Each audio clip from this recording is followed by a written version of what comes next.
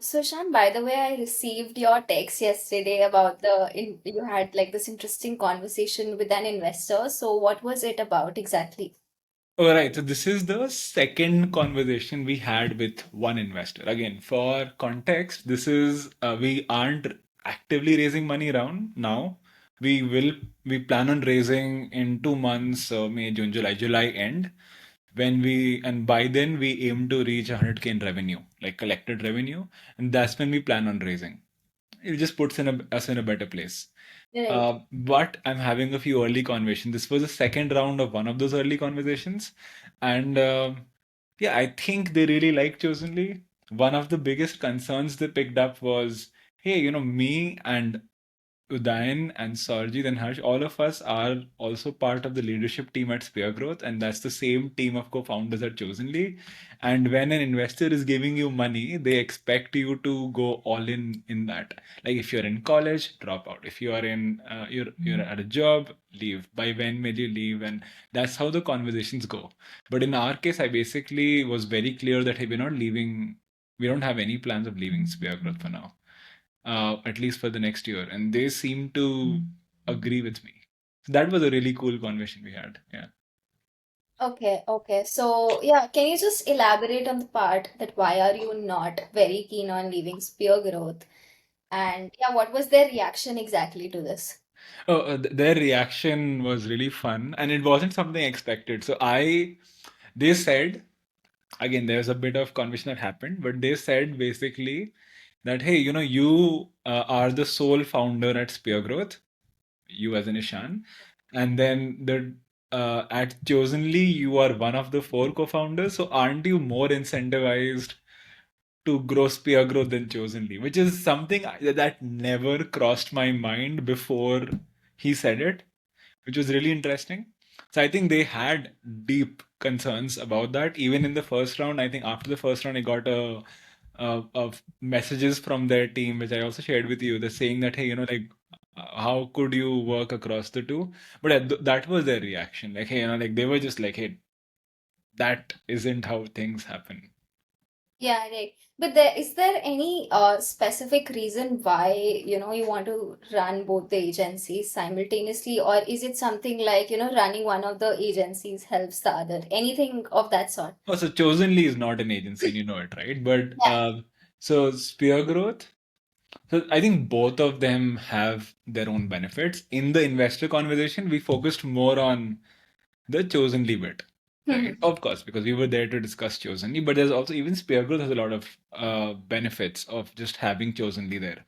So I'll start with the benefits that um, Chosenly has.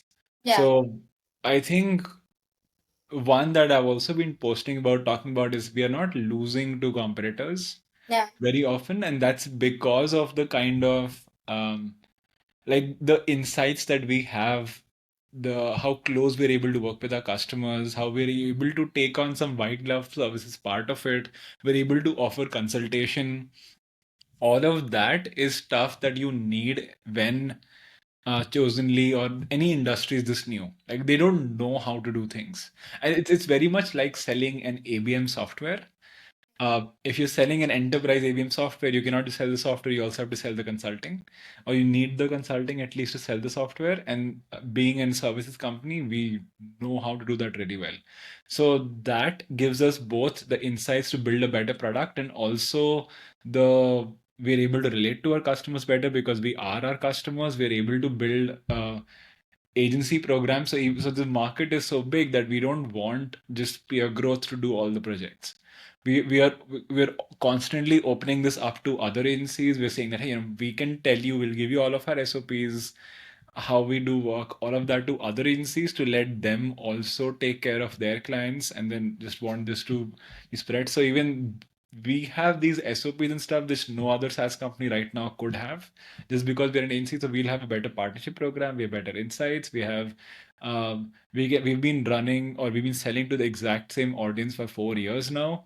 Before that, we were the audience. So we have like this closer insight. So yeah, like Spear Growth, with all of these things, it really helps Chosenly.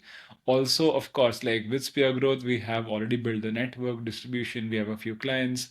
we're also able to upsell to them. We didn't start there. That was a big part of it, which we didn't start by upselling Spiagro's clients. We started with selling cold. That's a story for a different day. But that also definitely helps. Yeah, Right. So chosen. if someone is listening to this, right, is there any takeaway from this, any conclusion? I don't know, right? So I don't know what others could do. This is a very unique position to us because as I just said that hey, these are all the things that Chosenly is benefiting. Peer growth also has a lot of benefits, right? So peer growth has benefits like things like for example, Spear Growth in general has always been an agency that is very strong in R&D. Now the problem with that is that just leads you to better positioning. Like our ads are better, our targeting is better, our keyword research is better. You cannot say that or prove that very easily on a sales call or on your positioning. So it made us really hard to win deals, even though if our services were good, right?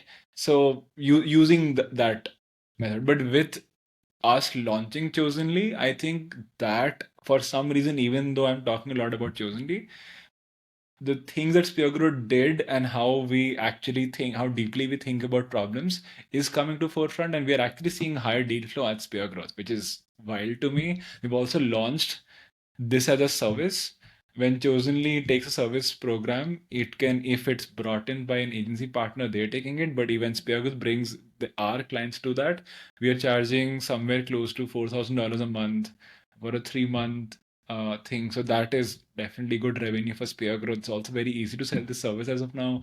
There's very few people doing a good job, and we're able to. So yeah, like these are all the benefits of Speargrowth. There's benefits to Chosenly, there's benefit to our social, there's benefit across the plate.